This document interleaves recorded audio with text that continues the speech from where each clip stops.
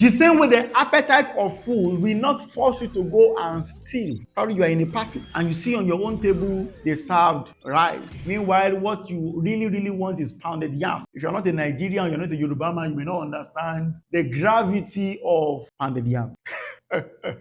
And you see on the next table, pounded yam. In Yoruba land, pounded yam is called the king of food. The king of food. So because you wanted pounded yam, and the pounded yam is looking so beautiful, and there is a sumptuous vegetable or egusi soup beside it, and some goat meat, and roundabout, and shaki, and all these things, and you can see it on the next table. On your own table is just rice and salad that you are not interested in. And how many of you will leave your table, go to the place served to somebody else, and tell him, Mr. Man, I want your food. And the man says, I'm sorry, this is what I ordered for. You say no. And by force, you will carry the food and go and start eating it. You won't do that. So even though you have a strong appetite for pounded yam, you will still learn to put that appetite under control. To find a way to get pounded yam in a legal, proper, and righteous way. If God has blessed you with money, you can decide to get out of that place, leave the rice, and go and look for the best pounded yam villa in the whole city, and use your own money to buy yourself your own pounded yam and eat in a proper way. Your own money, your own food. You will not go and steal it. So the appetite for food was made by God. It was placed inside of you. But just because you have an appetite for food, it's not a license to go and steal food. The same thing goes for appetite for sex. That God placed the appetite there. And just because the appetite is there,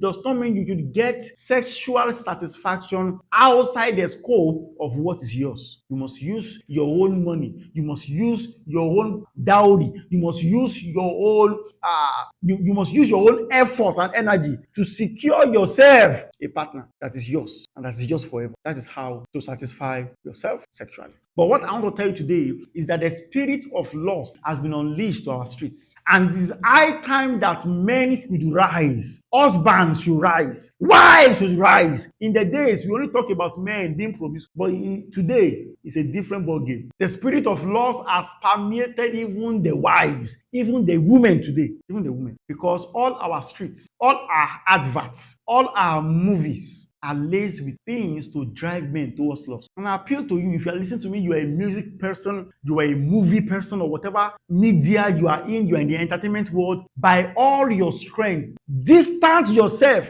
away from anything that will sponsor the spirit of lust. In an attempt to be in vogue, in an attempt to portray reality, do not be a tool in the hand of the devil to sponsor lust. In an attempt to promote your business, in an attempt to push things out, do not become another tool. We already have the one to deal with. Let's not be dealing with fellow Christians again on the matter of lust. Let it not be you again that will contribute to the problem of our world. Young women, do not allow your dressing to contribute. It's the truth that even if women to dress in concrete, men will still lust.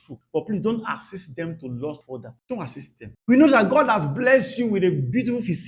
You don't have to promote it unduly to get undue attention. You know, if you will not lie to yourself, you know you are beautiful. You know you have beautiful laughs. You know you have beautiful this and that. You know. Don't shine a torch on it just to get undue attention. We already have a lot to deal with already. You can't browse in peace anymore. Thank God for all kinds of blockers now that can help you to block off unwanted pop-ups. There was a time when it was worse. Even at that, adverts will still come your way. So men and women, rise up to the challenge. We are in the days when lust has been unleashed. I can't tell you how many times families, wives have cried out to me on matter of sexual perversions, adultery committed by their husband. And I put this out to you as men. Men, one of the ways to show that you are a man indeed, that you stick with your wife. You see, the devil knows he cannot catch you on the matter of money, cannot catch you on the matter of pride. He will target you at getting you at the matter of women. And there are some that even the three, he will get them on all three. So men of God, brace up. The fight is real, the battle is real. Guard your life, guard your heart with every iota of strength that you have to ensure that you don't become a slave to adultery. Become a slave to pornography. Become a slave to all kinds of sexual perversion. Work within proper accountability. Preserve your life. See what Jesus advised. He said, if your right eye offends you, pluck it out. That is taking desperate measures to deal with desperate problems.